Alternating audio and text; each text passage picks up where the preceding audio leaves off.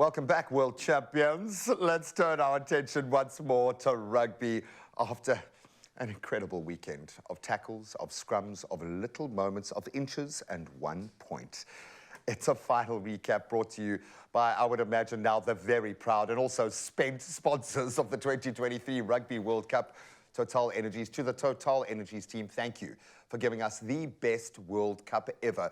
And of course, we are a little biased, and I'm talking about myself and our sports producer, Lorenzo Dares. Hello, world champ. Hello, world champ. How are you doing? Oh, buddy, how are you doing, my friend? I'm fine. I see your eyes. You're still teary a bit. But I was a mess, man. I've been a mess this whole time. It was a very internal World Cup for me, and thank goodness I chose to be at home with my little boy. The same. It was magical.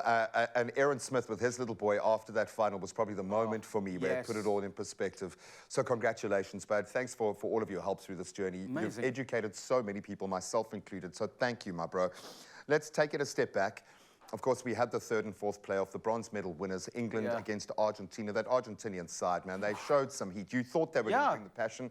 They did. They couldn't have done much more. Well, they could have won. But in terms of their physicality, of their intention, and I suppose something for England, a positive to take out of what has been a torrid journey for them. No, definitely. I like the fact that they kept their medals on.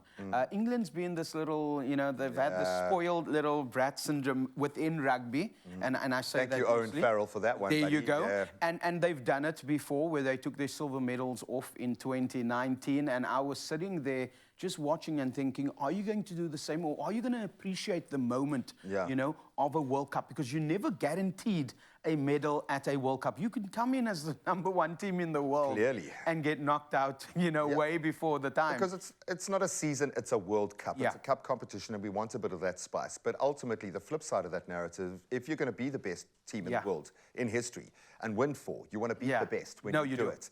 And we had to beat the best. Oh, yes, we did. We had a wounded beast in the form of the All Blacks. We were a wounded beast in ourselves when Deon Free had to come in like the 3rd minute or something. Yeah, second, 3rd minute, yes.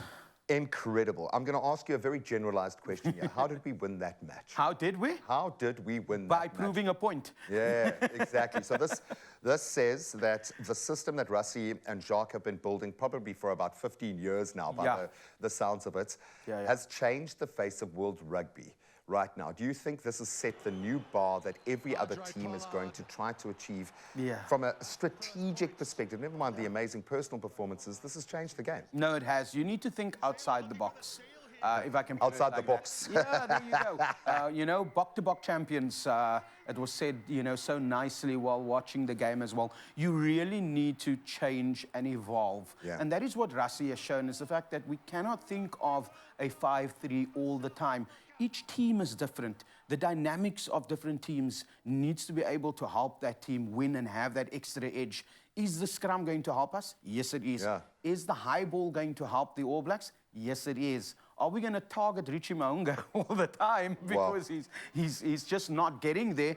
That is how you need to work around it. But now it's also shown, and this is the wonderful thing about the game, is that once one player comes off, another player needs to be able to fit into 2-3 different positions. And that's where Willie comes in, that's where Damien comes in, that's where Grant Williams comes in. You need that versatility. You are no longer a one-dimensional player. Completely, as proven by a 36-year-old Deon Free, who made his debut at 35 in a different position, then played out of position in the World Cup final and was one of the most dominant players in that team. Every little choice was amazing. We're seeing the only try there ever scored against the Springboks in a Rugby World Cup final. So I feel for the Barretts more than any other family in the world this weekend. An incredible opportunity for individuals to put their hand up. I don't think I remember one scrum penalty in that match. Okay, so for everyone who was saying that we were going to drop the bomb squad and we were going to win by whatever default through that loophole we had found, that didn't happen. No. We beat them in the high balls. Damien Philipse, who I've been pumping up through this entire World Cup because I know what he's worth as a man. I've met him so many times in those critical moments. Each individual, Faf, all of them stepped up.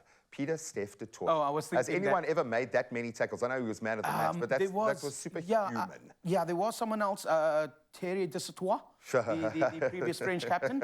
He was inducted into the Hall of Fame. He has the most tackles in a match. I think it was that 8-7 match that they lost to the All Blacks in 2011. It should have been theirs. But he thanked Peter Steff at the World Rugby Awards last night and said, thank you for not taking my award. But 28 tackles, immense. He only had one pass in that game. Can you believe it? Yeah. I looked at the stats and I just sat there and I looked at it and I was like, this is history in the making. I'm literally going to take that stat sheet and frame it. Yeah, no, I'm sure you're not the only one. I'm sure Jacques and Rassie have framed it as well, because it's validation. There have been so many levels to the improvement in the game. And I'm going to call it the beautiful game because they earned the right, because they played it beautifully. I'm talking about Portugal.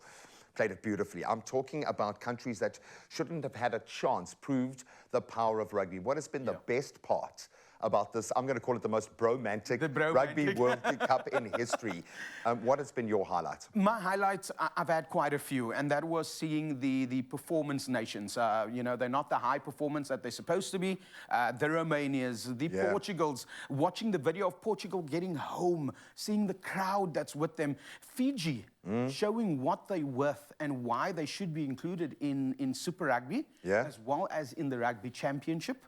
Japan as well, still showing their mettle at the end of the day, that they are moving forward.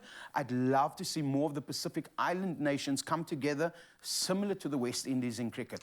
Can we do that? Some people are going to say, no, they need their own identity. I feel that we can, and they should be able to accommodate a team like that to allow them to move forward. It's a question of geography. It's a question of land and geography. I get that, and I think the circle has been made wider, undoubtedly. But what has happened, and I'm going to thank you again, my bro, because you've been amazing through this journey. But what has happened, the world has been united under one notion.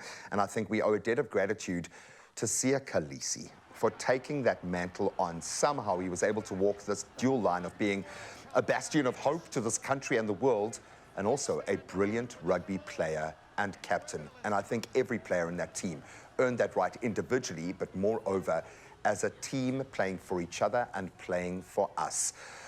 So congratulations, South Africa. And the World Cup may be over, but Total Energy service stations, thankfully, are not going anywhere. They are still in our corner, ready to top us up on fuel, on our bright charcoal, because there will be many more braais, our firelighters, our snacks, our drinks. Maybe they'll take us on their shoulder and let us cry a little bit if we need to, if we're going through something emotional. And the best part is you can earn those club points as you do it, and you can redeem them for cash back, helping you save on those future purchases in preparation for the next World Cup. Like in rugby, it's uniting our energies that helps us move forward.